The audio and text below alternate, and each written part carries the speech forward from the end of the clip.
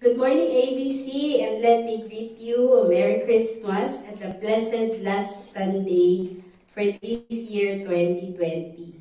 And next week po, yan ang katotohanan, will be the start of another year for each and one of us.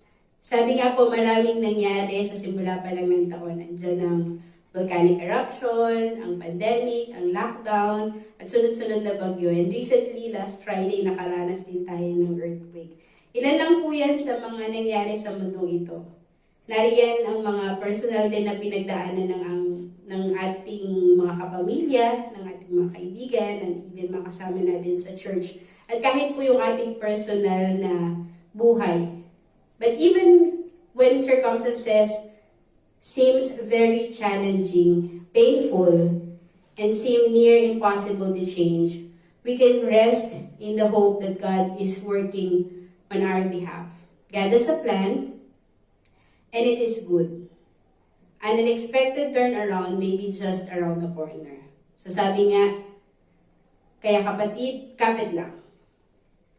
Sabi nga po sa awitin natin, be still, because our God is our refuge, our strength, and our hope. And He is faithful forever.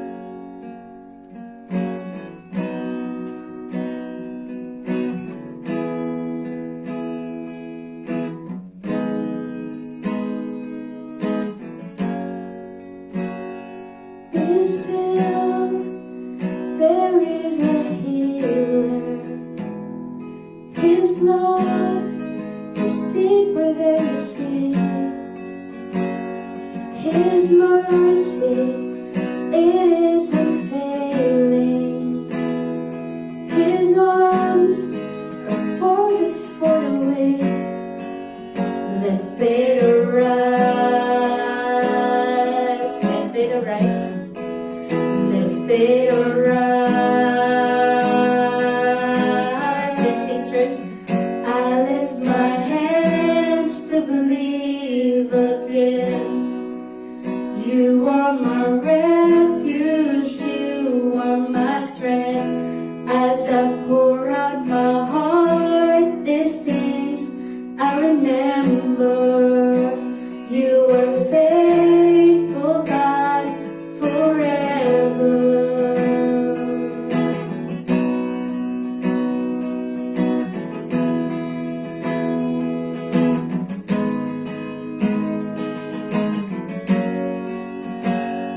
Be still, there is a river that flows from Calvary's tree,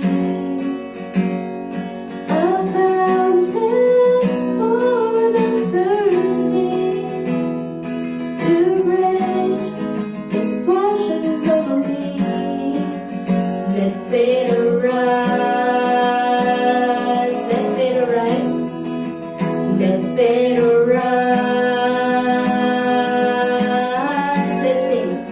I lift my hands to believe again. You are my refuge, you are my strength. As I pour out my heart, these things I remember. You are faithful, God, forever.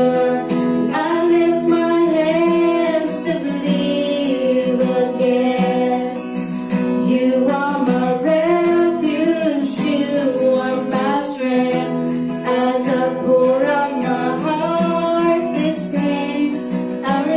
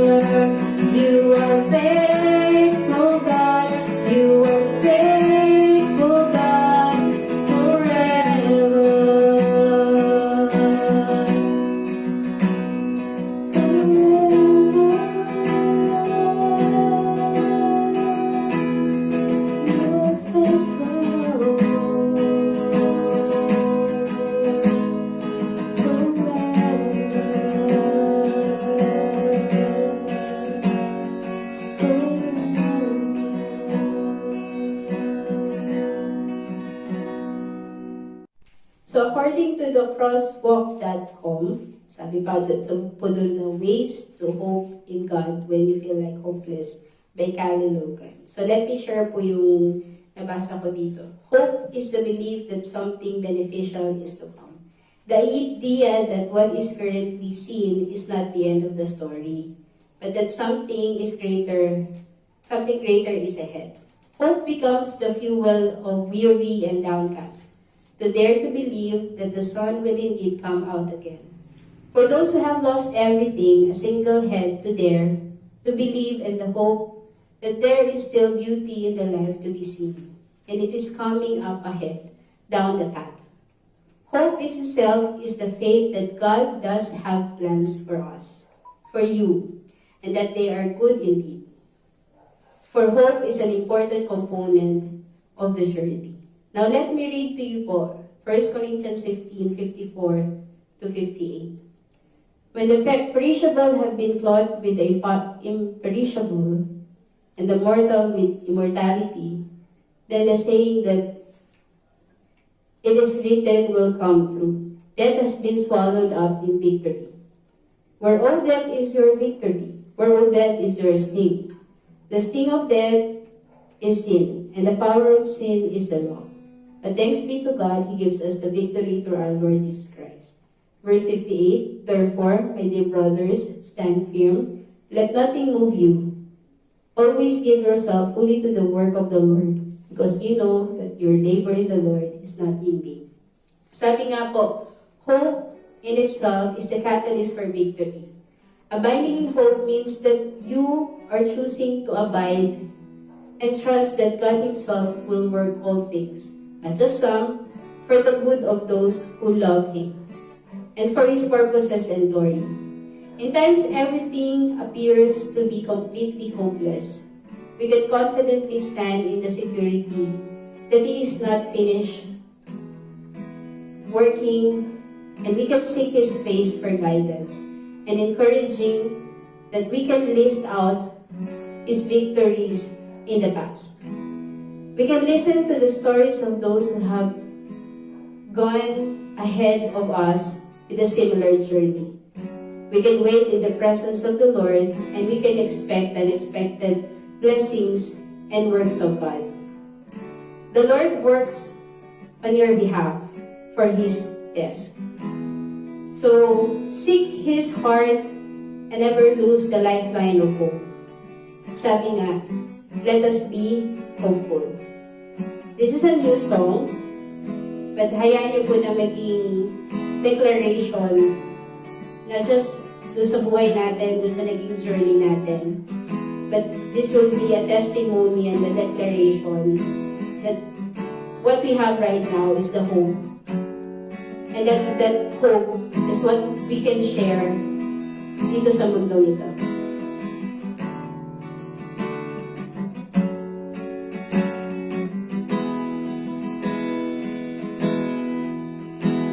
For the love poured out, for the price of freedom. Let the whole earth sing, hear the praises rising.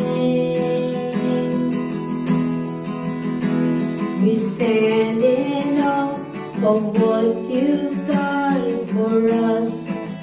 At the cross, the hope of the world, lifted on high, calling us home with arms out wide, to know you forever, to love you forever. You are our everything. Say to them, our sinner raised, we're forgiven.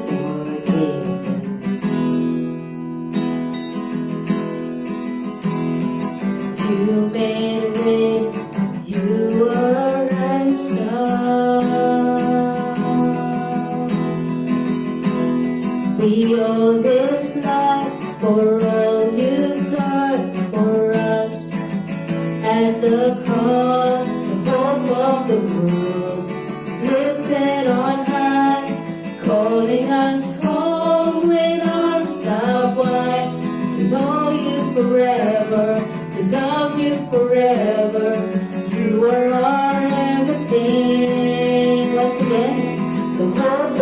world, lifted on high, calling us home with arms out wide, to know you forever, to love you forever. You are our everything. All we need is you. All we need is you. All we need is you. All we need is you. For the last time. And all we need is you. The hope of the world, lifted on high, calling us home with arms out wide, to know you forever, to love you forever. You are our everything. The hope of the world, lifted on high, calling us home with arms out wide, to know you forever, to love you forever. You are our everything. One last time. The hope of the world, lifted on high, calling us home with arms out wide, to know you forever, to love you forever. You are our everything. To know you forever, to love you forever. You are our everything. To know you forever, to love you forever. You are our everything. You are everything.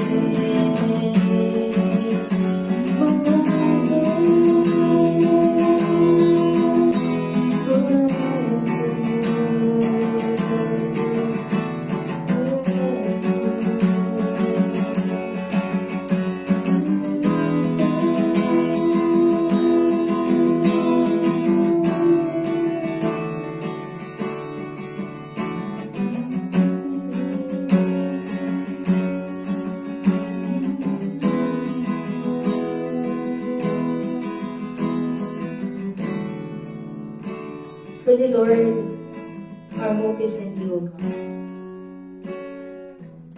Sa lahat ng nangyari for this year, may be very challenging, may be very painful, or for some, it may be very exhausting, Lord. Physically, emotionally, and mentally. But what we have right now, God, and what we are expecting right now, Lord, is that we have faith and we have hope in you, God. That you have your plans, and your plans is the best, oh God. Whatever it is, Lord, na nais mo, Panginoon, sa buhay namin. For this coming year, let your will be done, oh God. And we will continue to be hopeful, Lord, that something good, not just good, but yung best, Panginoon, na plano niyo, Panginoon, sa buhay namin ang mangyari. Maaring mas mahirap, maaring mas maraming pagsubok. But we believe, Father, that everything, Lord, is according to your plan, according sa nais mo, Panginoon, sa buhay. We thank you, Father, for everything. We will continue to praise you and honor you, God. At hindi kami makakalimot, Panginoon, na pasalamatan ka, Panginoon, sa buhay namin. Tiyan kayo, Lord, na maghari sa buhay namin, Father. Tiyan niyo, Lord, na ang puso namin ay puno, Panginoon, ng kapayapaan, ng pag-ibig, Panginoon, at ng pag-asa, Lord, na nagmumula sa iyo. We declare, Lord, that this coming year, Lord, will be a year of victory, O God. A year that is fruitful, O Lord. A year that is hopeful, Panginoon, sa inyo. And we're claiming, Lord, na yung mga promises niyo, Panginoon, sa amin, ay unti-unti, Panginoon, na mangyayari according to your plan, Lord. According to your will. We thank you, Father, and we honor you. And we praise you, Lord. And we bring back all the glory and all the honor. Tanging sa inyo, Panginoon. Tanging sa inyo namin, Lord. Ito po ang aming dalangin sa tayong pangalan ni Jesus. Amen.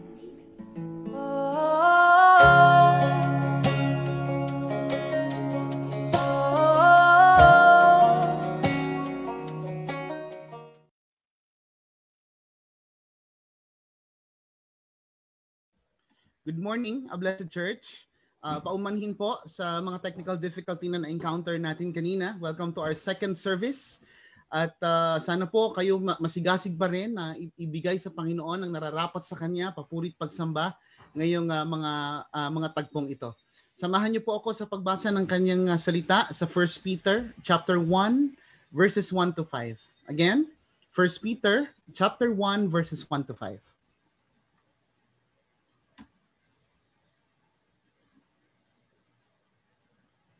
Babasahin ko po ito sa Magandang Balita, Biblia.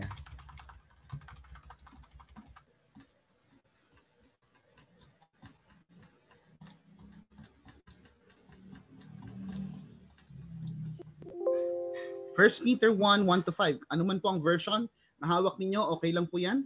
Mas maganda nga kung meron kayong marker para yan po ay inyong mabalikan kapag kayo humaharap sa mga mahihirap na challenges.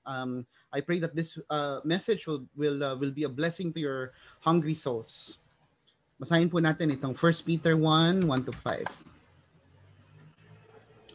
Sa mga hinirang ng Diyos na nakikipamayan sa mga lalawigan ng Ponto, Galacia, Cappadocia, Asia at Bithynia, kayo'y pinili ng Diyos Ama ayon sa kanyang layunin, sa mulat-mula pa at pinabanal ng Espiritu Santo upang maging masunurin kay Hesukristo at nilinis sa pamamagitan ng kanyang dugo. Sumagana nawa sa inyo ang kagandahang loob at kapayapaan. Pasalamatan natin ng Diyos at Ama ng ating Panginoong Hesukristo dahil sa laki ng habag niya sa atin, tayo'y binigyan niya ng isang panibagong buhay sa pamamagitan ng muling pagkabuhay ni Hesukristo. Ito ang nagbigay sa atin ng isang buhay na pag-asa na magmamana tayo ng kayamanang di masisira, walang kapintasan at di kukupas na inihanda ng Diyos sa langit para sa inyo. Sa pamamagitan ng inyong pananampalataya, iniingatan kayo ng kapangyarihan ng Diyos habang hinihintay ninyo ang kaligtasang nakahandang ihayag sa katapusan ng panahon. Pagpalain po ang pagkabasa sa kanyang salita. Samahan niyo po ako sa isang panalangin ng paggabay. Panginoon, salamat po sa pagkakataong ito, Lord. Salamat sa pagbibigay sa amin, Lord, ng kalakasan, kagustuhan, kakayahan, Panginoon, na dumako sa iyong trono upang i-express yung aming mga affection sa iyo, Panginoon. Salamat, Lord, sa pagkakataon na kami makakapanambahan kasama ang aming pamilya at makapagbibigay lugod sa iyo, Panginoon, sa pamamagitan ng pakikinig. Kami po ay nasasabik sa gagawin mo sa buhay namin, Panginoon, at mahayag po ang iyong katotohanan sa aming mga puso as we study your word. Grant us the empowerment and the infilling of the Holy Spirit, Panginoon, nang sa gayon maunawaan namin ang nais mo sa aming buhay. Sa iyo po namin ipinagkakaloob, ibinibigay, Panginoon, ang papuring sa iyo lamang po nararapat. Salamat, Panginoon. Ito pong aming dalangin. Sa pangalan ni Jesus. Amen. Okay. Kamusta po ang inyong Kapaskuhan? Ilang araw na lang po, sasalubungin naman natin ng 2021.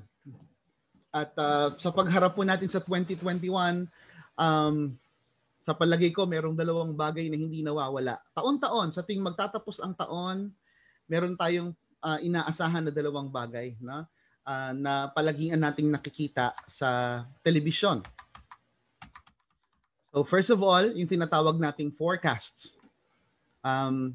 At pangalawa, yung year-end reviews.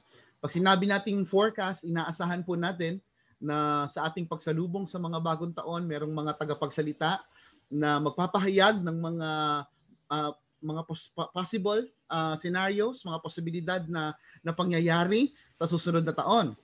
Halimbawa po, yung patungkol sa mga celebrities na ikakasal, mabubuntis, o maaring papanaw. Hindi po ba?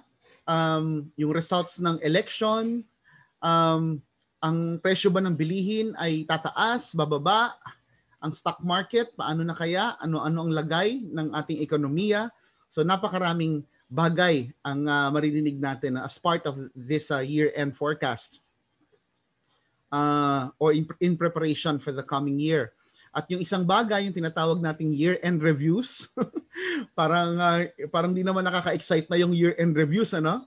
Lalo't naaalala natin kung gaano naging unpredictable at gaano naging kahirap yung adjustments natin sa 2020, hindi po ba? Pero yung dalawang bagay na yan, sigurado ako, makikita na naman natin sa social media, sa ating mga telebisyon. And both of these things, itong forecast at saka year-end reviews, they tend to leave people either depressed, frustrated, pessimistic. Pag sinabing pessimistic, yung nagkakaroon tayo ng negative mindset sa mga pangyayari, or worst, completely hopeless. Po ba? Pero paano po tayong mga Kristiyano? How about us Christians? May mga nagsasabi po na ang pinaka-hopeful na nilalang sa daigdig ay walang iba kundi ang mga anak ng Diyos. Pero kailangan pa rin nating mag-ingat at kailangan pa rin nating paghusayan ang ating mga focus, no, sa biyaya ng Panginoon, because it would still depend on where the Christian anchors his hope. Tayo po ba saan nakaangkla ang ating mga pananampalataya? Siyempre hindi naman sa feng shui, di ba? Hindi naman sa bank account natin, hindi sa kakayahan natin na managumpay sa kahit anumang laban, hindi po ba? Ito ay dapat nakaangkla sa salita at pangako ng Diyos sa atin. So para magkaroon tayo ng konting background, dito sa 1 Peter 1:1-5 na binasa po natin, ito pong liham na ito ay isinulat ni Apostol Pedro para sa mga Gentile Christians. Pag sinabing mga Gentile Christians, ito po yung mga non-Jewish Christians. Sila po ay na-disperse sa iba't ibang syudad na binabanggit po doon sa verse 1. Pag sinabing na-disperse, sila po ay nagkanya-kanyang lakad. Sila po ay nagpulasan at nagtungo sa iba't ibang syudad. Ano po ang reason ng dispersion? They were dispersed because they were persecuted by Nero. Ito po yung pagkakataon kung saan, kung di ako nagkakamali, AD 64, nagkaroon po ng tinatawag na the Great Fire in Rome. Nagkaroon po ng malaking sunog at itong si Emperor Nero, na galit sa mga Kristiyano for some reason, ibinintang itong sunog na ito sa mga tagasunod ni Kristo. And that started a massive and horrible persecution among our early brethren. So bilang resulta, kinailangan po nilang tumakas sa kalupitan ni Nero. Ito po ang setting ng 1 Peter chapter 1:1-5.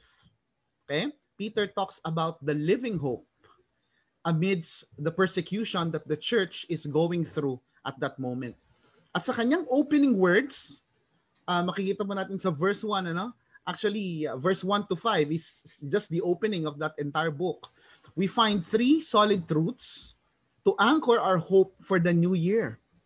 So gusto ko po kayong paalalahanan, pag binabanggit po natin yung word na hope, ang tinutukoy po natin dito ay kung paanong binabanggit ito ng mga apostles, kung paano itong ginagamit ni Jesus Christ. We're talking about biblical hope.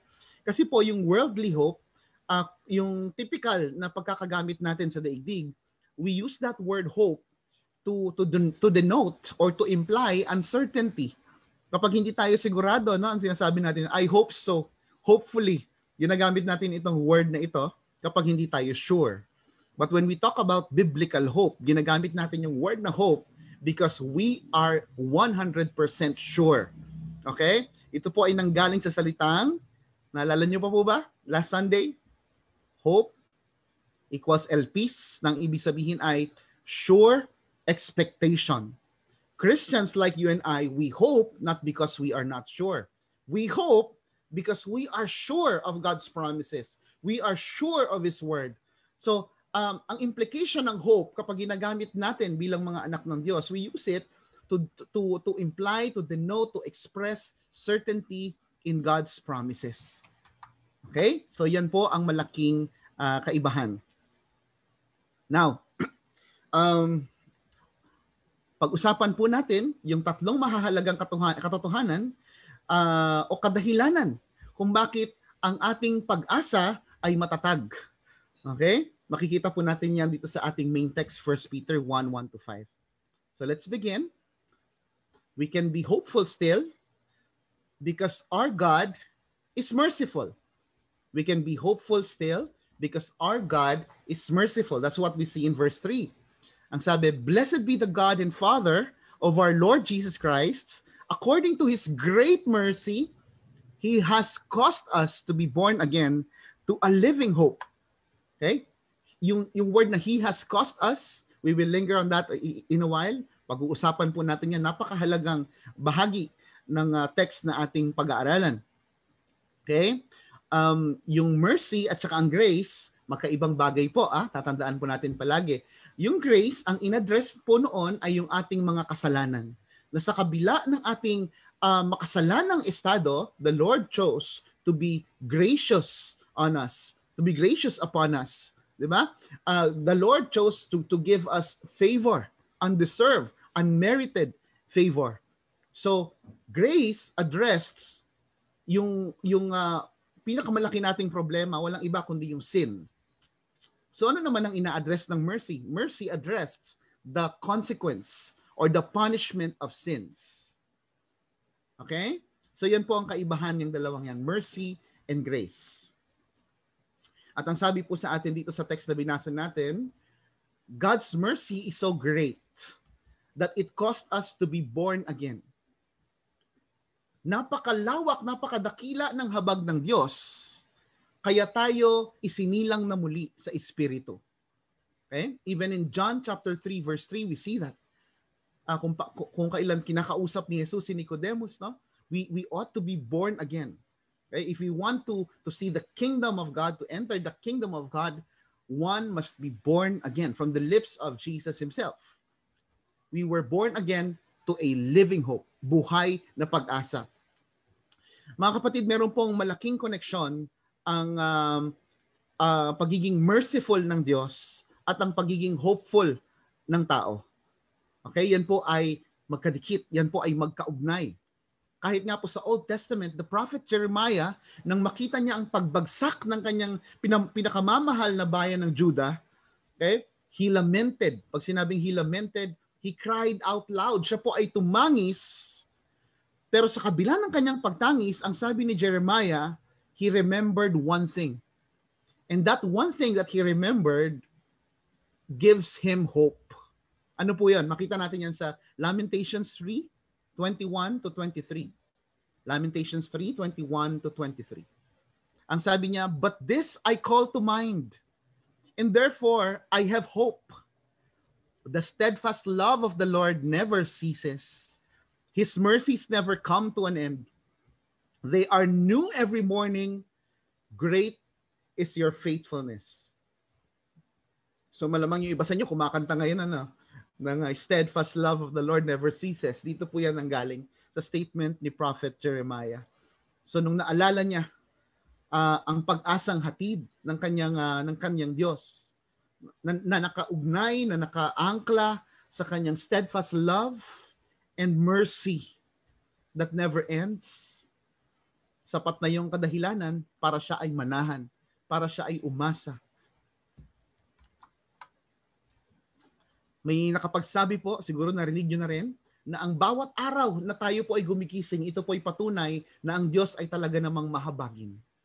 Totoo po yan. Alam niyo po kung bakit?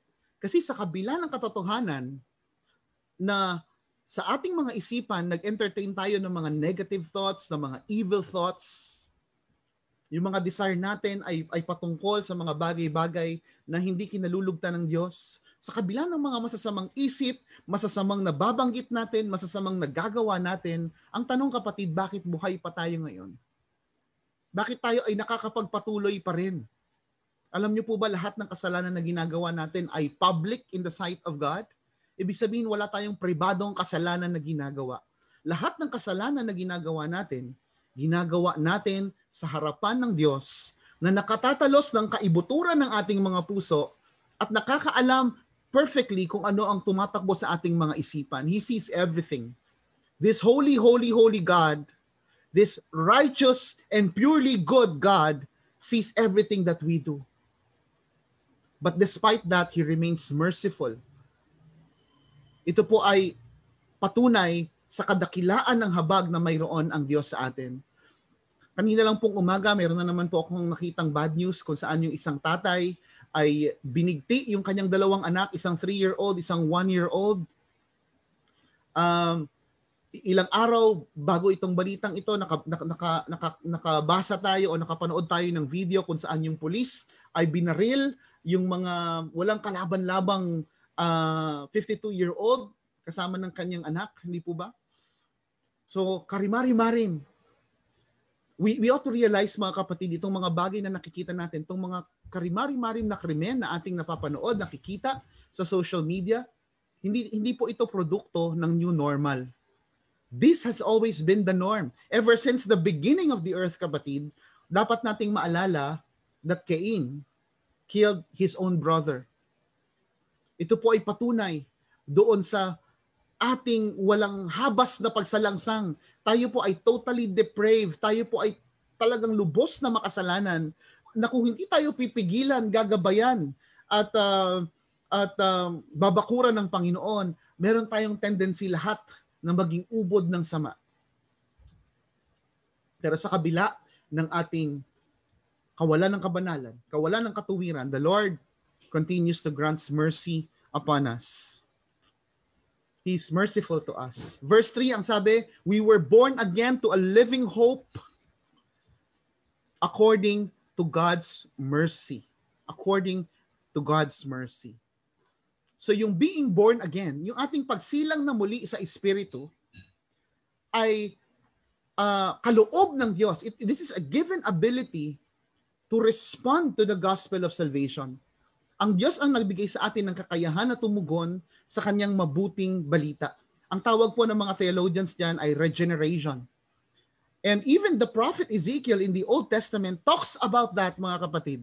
Okay, buksan po natin yung ating mga Bible sa Ezekiel 36 verse 26. Ang sabi po ni Prophet Ezekiel, no? Prophesying about this truth of regeneration. Ang sabi, and I will give you a new heart, and I will put a new spirit in you. I will take out your stony, stubborn heart, and give you a tender, responsive heart. This is the new covenant heart, mga kapatid.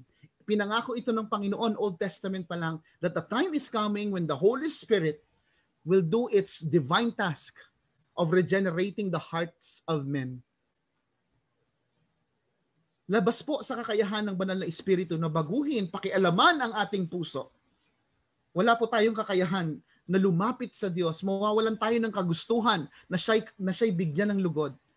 Dahil po tayo ay ubod ng sama. Yan po ang napakahalagang matutunan natin.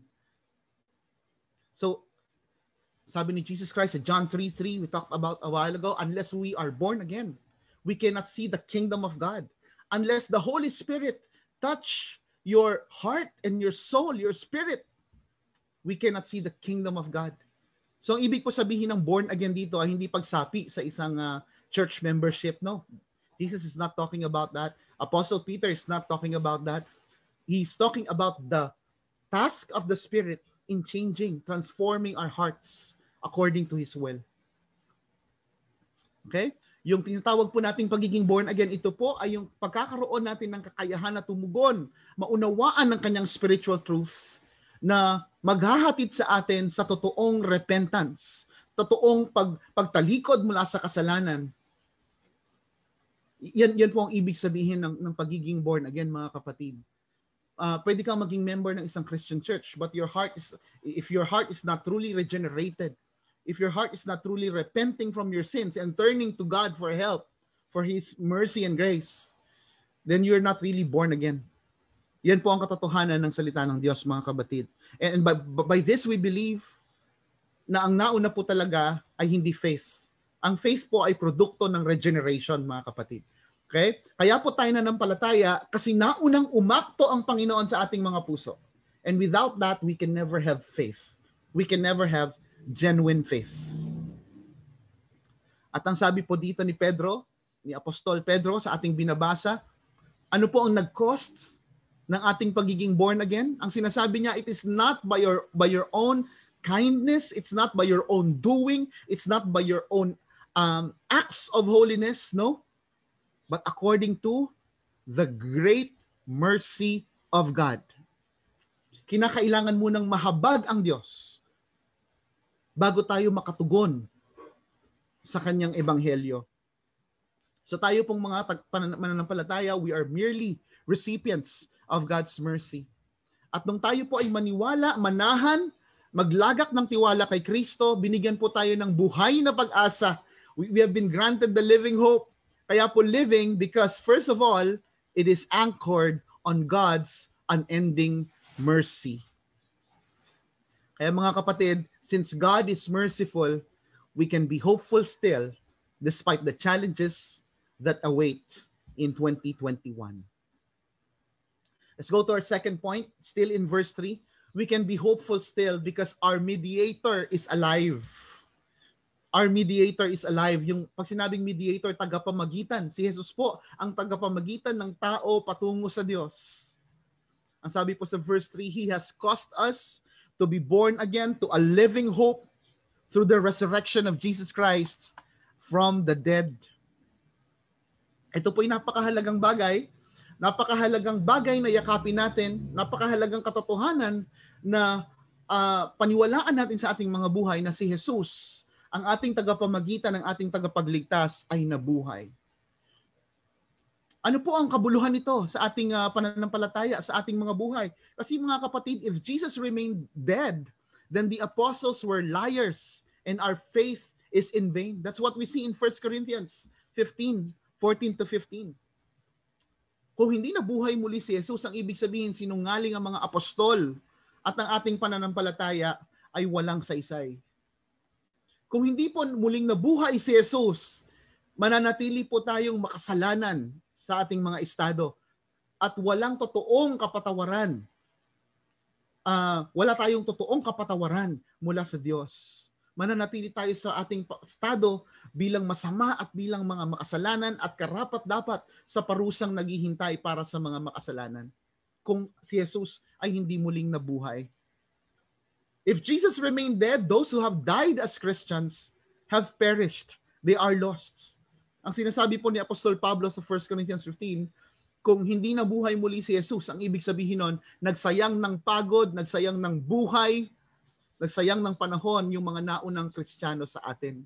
Remember, they have given their lives as martyrs for Jesus Christ. Even to the point of death, no? Mas pinili pa nilang mamatay, matorture, mapahirapan, mapagmalupitan, kapalit ng pangakong pinangahawakan nila mula kay Kristo. But if Jesus Christ did not rose from the dead, their effort, their belief, their faith, and everything that they have labored on are useless. It is in vain. If Jesus remained dead, then we do not have a living hope. Instead, we are to be pitied by others. Alam niyo kapatid, ang pinaka nakakaawang nilalang hindi yung nilalang na todong naghihirap, hindi yung mga walang sariling bahay, hindi yung mga walang sariling sasakyan, hindi yung mga walang bank account. No, ang pinaka nakakaawa po sa daigdig na ito, biblically as expressed by Paul in 1 Corinthians 15:19, are those people who do not have a living hope. Wala silang pwedeng paglagakan ng tiwala, wala silang kasiguraduhan sa kanilang future. And if Jesus Christ did remain dead, if he did not rise from the dead, then we are to be pitied by others. Dapat tayong kaawaan. Yan po ang sinasabi sa atin. But since Jesus is alive, our hope is alive as well. Dahil buhay si Jesus, ang ating pag-asa ay buhay din. Kaya ang kagandahan niyan, kapatid, every time you spend time with God in your devotion, every time you worship Him in our corporate worship, every time you attend our prayer and worship night, every service that you do, every ministry that you perform, every prayer that you speak of, that you express, lahat yon mga kapatid, mayroong Diyos na pinaglalagakan. Sayang ang lahat ng ginagawa natin kung hindi nabuhay si Jesus muli. Kasi ang ibig sabihin nun, walang sense ang lahat nating paglilingkod. Walang saysay ang lahat nating ginagawa. But since He is alive, you can rest assured, kapatid, that at this point that you're listening to this sermon, it is really God who is speaking in your soul. In every song that you sing for Him, there's a divine ear that listens and finds delight in His people. Our hope is alive because our mediator is also alive. So meron tayong katiyakan. Meron tayong pag-asang buhay kay Jesus. At sigurado tayong hindi tayo mapapahiya. We will never put to shame. We will never be disappointed because our Savior and Mediator is alive. We can rely on Him and we can depend on Him fully. Okay? So, naalala niyo po ba yung Hebrews 6:19-20 na pinag-usapan natin last time? That Jesus is our high priest. When He breathed His last, nung hinugot niya yung kanyang huling hininga, ano pong nangyari sa kortina ng templo na nagahati sa Holy of Holies at Holy Place? Ito po ay nawasak from top to bottom. Ano pong ibig sabihin yan? Ang ibig pong sabihin, sa pamamagitan ng kamatayan ni Jesus, tinanggal ang pader o ang kortinang naghihiwalay mula sa Diyos at sa tao. Christ, by His death, removed the gap between God and men. And kapatid, since Jesus, our mediator, is alive, we can be hopeful. We can be hopeful still, despite the challenges that await us in 2021. Now let's go to the third solid truth that we can get from 1 Peter chapter 1. We can be hopeful still because our inheritance is secured. Our inheritance is secured. Ang sabi sa verses 4-5, to an inheritance, pamana, gantimpala, to an inheritance that is imperishable, undefiled, and unfading, kept in heaven for you, who by God's power are being guarded through faith for a salvation ready to be revealed in the last time. Pag-usapan po natin yan. According to Scripture, mga kapatid, yung ating pamana, gantimpala, yung regalong naghihintay sa Panginoon, hawak-hawak ng Panginoon na naghihintay sa atin, naghihintay ng pagkakataon para maibigay yon sa atin, finally, no? According to Scripture, that inheritance is, first of all, incorruptible. The original word used, the biblical word used is aptartos. Ang ibig sabihin, not liable to decay or destruction. Hindi nabubulok, hindi naaagnas, hindi inaanay. And not only that, it is also undefiled. Amiantos, pure. The defiled cannot enter. Hindi kayang pasukin ng virus, ng bacteria. And this inheritance is not just incorruptible, not just undefiled. Ang sabi ni Apostle Peter, it does not fade. Hindi ito kumukupas, hindi ito naluluma, amarantos. It is perpetual. It is permanent, unfading, unending. At ang sabi rin ni Apostol Pedro, it is reserved in heaven. It is kept in heaven. Ang ibig sabihin nun, it is saved, it is reserved, it is guaranteed. Not even Satan can steal it. Ito po yung nature ng pag-asa. Ito po yung nature ng inheritance na binabanggit ni Apostle Peter. Pero hindi lang po yan ang exciting sa bahaging yan, mga kapatid. Kasi kung titingnan po natin, our living hope is anchored to a secured inheritance secured by the power of God Himself. Who keeps that inheritance? It is God in His power, making sure that we will receive it. Okay? It is also God who protects us, who guards us.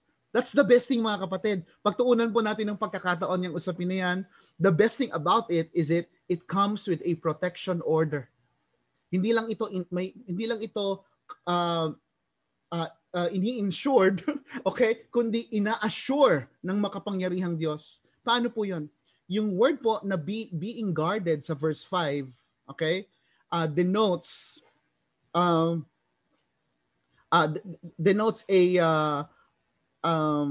not so typical concept, no? Hindi lang ito yung iniingatan na merong tsansang mawala. Ang description po rito is pagiging marked for that day. Pag sinabing being guarded, you are being sealed, being marked. Ikaw po ay itinalaga doon sa panahon na yon kung saan finally ibibigay ng Diyos sa iyo yung iyong pamana sa kalangitan. Okay? So, tingnan po natin yan, itong word na marked or sealed or being guarded. Ang picture po niyan ay isang base, isang kampo ng mga sundalo kung saan may mga nakapalibot na sundalo sa paligid para masigurong walang intruder na makakapasok. Yan po ang picture ng being guarded dyan. Siguro po, napipicture nyo rin yung may mga pagkakataon sa mga bangko. Minsan, maabutan nyo yung armored car, bulletproof armored car, kung saan pag lumabas yung mga personnel, meron silang mga armadong bodyguards, di ba? Yung mga security guards, to make sure na walang aagaw dun sa kanilang daladala. That's the concept of being guarded, mga kapatid. Okay? God does not just guard the inheritance. He guards the receivers of that inheritance. Yun po ang sinasabi dito. No? So, the same thought probably applies here. Yung konsepto ng being guarded dito. Ang sinasabi ni Peter, we are being protected from being snatched by the devil and from our own tendencies to get lost. Ang totoo niyan, kapatid, kung wala ang bakod ng Panginoon sa buhay mo, matagal ka nang nag-backslide. Matagal ka nang tumalikod sa Diyos, matagal ka nang nanumbalik sa makamundo mong pamumuhay. But because of God's grace and mercy, because of His protection, because you are being guarded according to the Word of God, ang sinasabi dito, your destiny is secured. The Lord can never let you miss that inheritance that He has prepared for you. So ibig sabihin parang ganito, kung ako ay halimbawang malayo, no, sa aking magulang at sabihin ng magulang, Kerox, meron kang regalo dito, pero wag mo nang kunin, ipapasundo kita diyan ng isang bulletproof na sasakyan na merong 10 bodyguard para masiguro na makakamit mo itong regalong ito. Of course, ano lang yun, illustration lang yun, ano? Malayo sa katotohanan. Di ba? Si pastor may bodyguard. Okay? But the point is, para lang makita natin yung picture, that God does not just reserve, that does not just keep the inheritance, He also keeps and guards the receiver of that inheritance.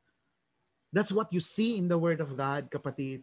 So it involves God's sovereign power to not only deliver us out of troubles and temptations, but also to give us sufficient strength to bear temptations and trials. Yan po ang sinasabi dyan. Okay? So, anuman po ang maganap sa susunod na taon, definitely, God's grace would still be sufficient for us to overcome. Okay? We even see that in Jude 24. You want to check. Okay? So ano pong main idea dito? The main idea is that while God keeps our inheritance reserved in heaven, He also protects and preserves you. Okay? Waiting for that glorious day when He personally hands us the keys to our new home. Kaya mga kapatid, since our inheritance is secured, we can be hopeful still despite the challenges that await us next year. Tandaan po natin yan, mga kapatid. Now, balikan po natin. What have we learned today, mga kapatid? We can be hopeful still because, first, we know that our God is merciful. Second, because our mediator, Jesus Christ, is alive. And number 3, because our inheritance is secured. Our inheritance is secured. Kapatid, as you prepare for next year, are you worried? Kabilang ka ba doon sa mga taong nag-aalala? Naku, ano kayang magaganap? Kakayanin ko pa kaya next year? Well, I have a forecast for you, kapatid. Hindi ako manghuhula, pero meron akong siguradong forecast sa iyo. 2021 will still be challenging. It will be challenging. Will it be less challenging? Will it be more challenging? I do not know. But it will definitely be challenging.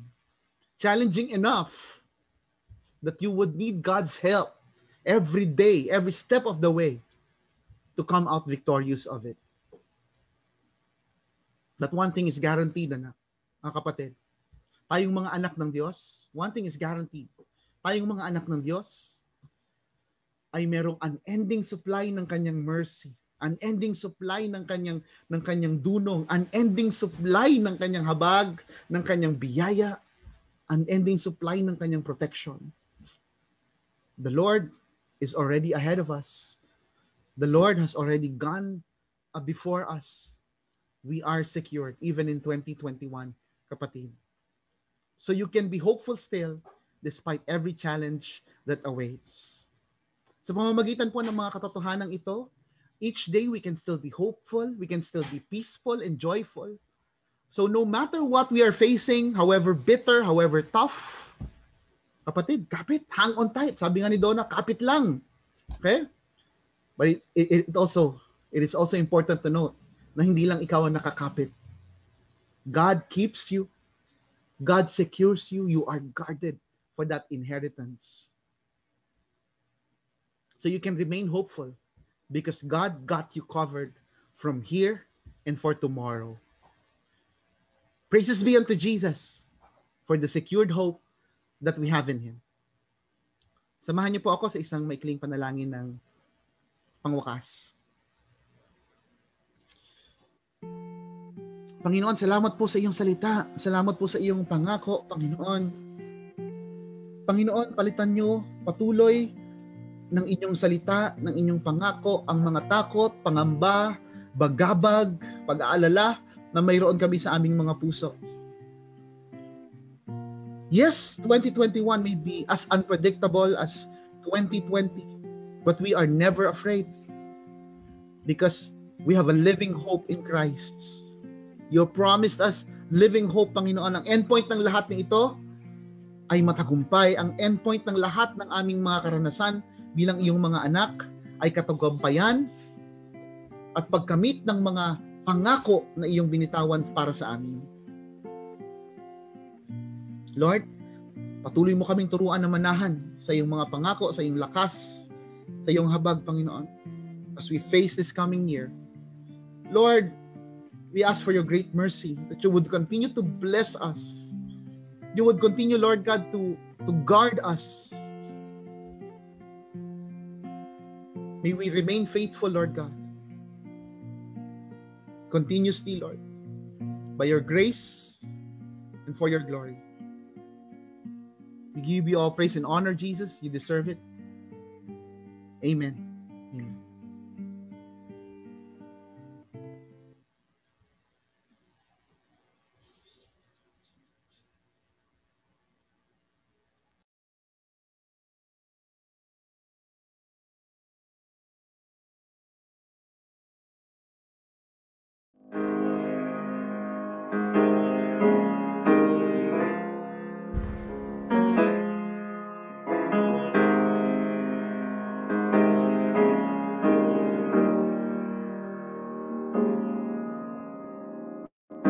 I've been held by the Savior. I felt far from above. I've been down to the river. I ain't ashamed, the prodigal returned. Oh, my hope is in Jesus.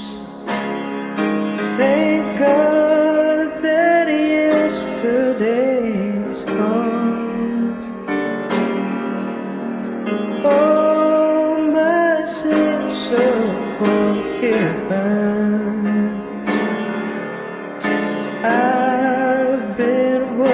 by the blood. I'm no stranger to depression. I've worn shackles and chains.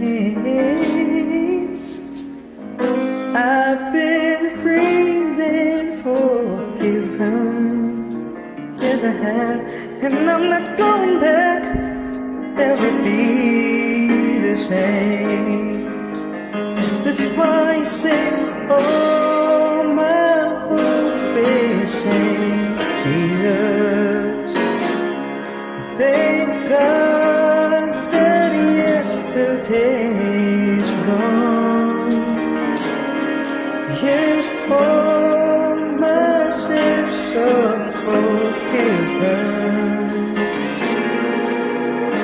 I've been washed by the blood. There's a kind of thing that just breaks a man, break him down to his knees. Could I've been broken more than a time or two? Yes, Lord. Then He picked me up and showed me what it means to be a man. Come on and sing, oh, my hope is in Jesus. Thank God my yesterday's gone. It's all my sins are forgiven. And I've been washed by the blood. Come on and sing, oh, my hope is in Jesus. Thank God my yesterday's gone. All my sins are forgiven. Oh, I've been washed by the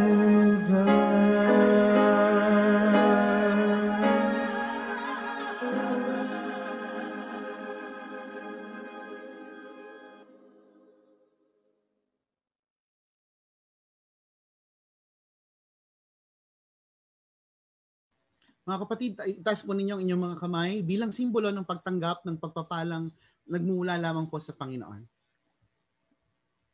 Sa Kanya na makapag-iingat sa inyo upang hindi kayo magkasala at makapagharap sa inyo ng walang kapintasan at may malaking kagalakan sa Kanyang kaluwalhatian sa iisang Diyos na ating tagapagligtas sa pamamagitan ni Hesukristo na Panginoon natin. Sa Kanya ang kaluwalhatian, kadakilaan, kapamahalaan at kapangyarihan mula pa noong una, ngayon at magpakailanman. Amen. Purihin po ang Panginoon at manatili po tayo para po sa ilang mahahalagang announcements.